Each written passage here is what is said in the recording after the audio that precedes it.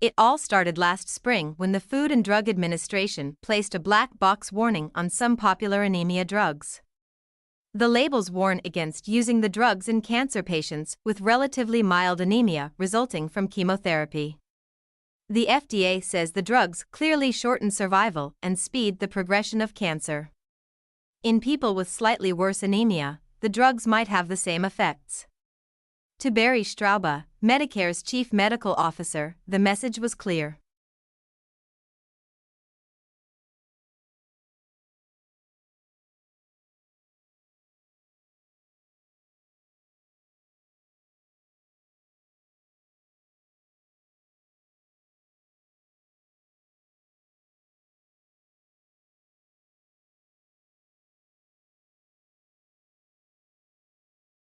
A team of researchers has recently claimed to have discovered a renewable and biodegradable alternative to both plastic and glass materials, called transparent wood.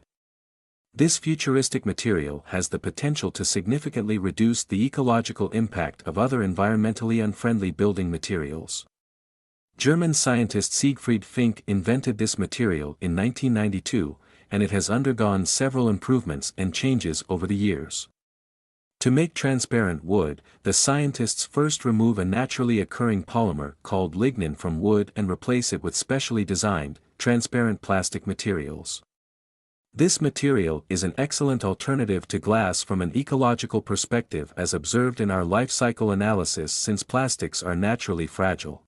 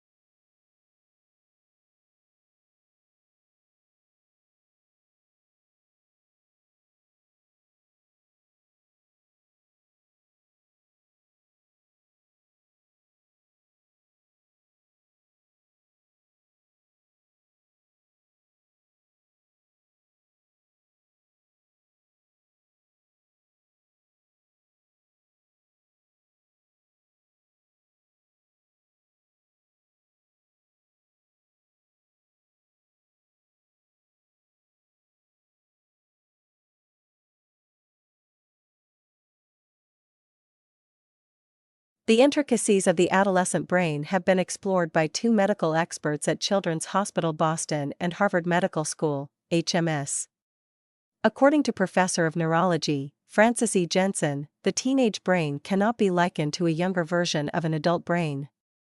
It is an unusual stage of development that leaves individuals with sharp brains, yet unsure of how to utilize them effectively. Technological advancements like functional magnetic resonance imaging have enabled researchers to discover that young brains possess rapidly growing synapses alongside unconnected sections, making teens more susceptible to their surroundings and vulnerable to impulsive behavior, irrespective of hormone levels or genetic and familial predispositions.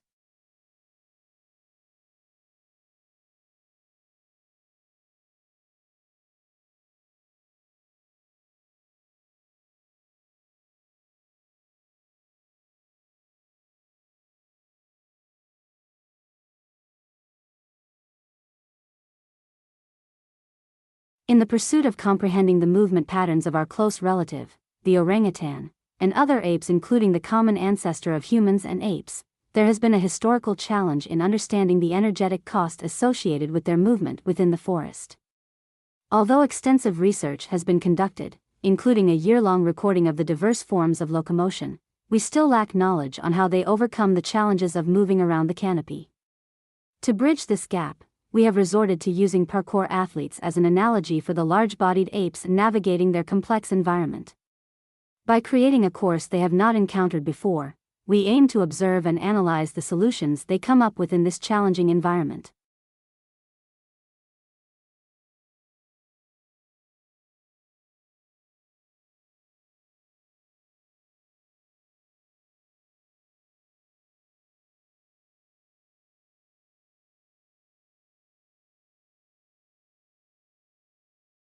The concept of opportunity cost incorporates the notion of scarcity, which means that no matter what we do, there is always a trade-off. We must trade one thing for another because resources are limited and can be used in different ways.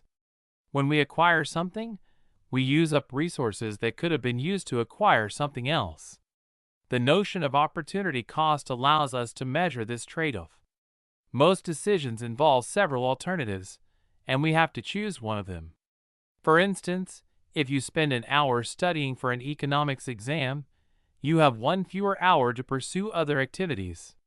To determine the opportunity cost of an activity, we must look at what you consider the best of these other activities.